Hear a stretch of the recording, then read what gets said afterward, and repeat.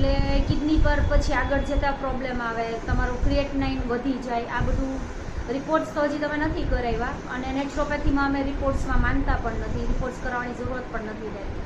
પણ in case આપણે તમારા પહેલે દિવસે અગર રિપોર્ટ કરાવ્યો હોય તો ક્રિએટિનાઇન વધારે આવત જ શ્યોર. પણ આપણે શું કર્યું કે ભાઈ કિડનીને જ નોર્મલ ફંક્શન કરતી કરી દીધી, અને એનું પરિણામ નેચરોપેથીના ઇલાજથી તમને એ આવ્યું કે ભાઈ તમારે આજે યુરિન પાસ થવા માંડ્યું. અને આ પ્રોબ્લેમ તમે કેટલા મહિનાથી હતો? તમને 8 મહિનાથી યુરિન પાસ જ નહોતું થતું. 8 મહિનાનો પ્રોબ્લેમ આપણે 5 દિવસમાં વિધાઉટ એની મેડિસિન, દવા વગર ક્યોર કર્યો, અને અત્યારે તમને ઘણું સારું છે. યુરિન પાસ થવામાં કોઈ તકલીફ નથી. અને તમને આમ ગરમી શરીરમાંથી નીકળતી હોય એવું ફીલ થાય છે? એવું લાગે છે.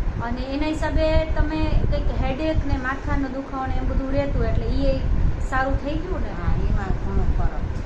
ઓકે, ચલો, થેન્ક યુ.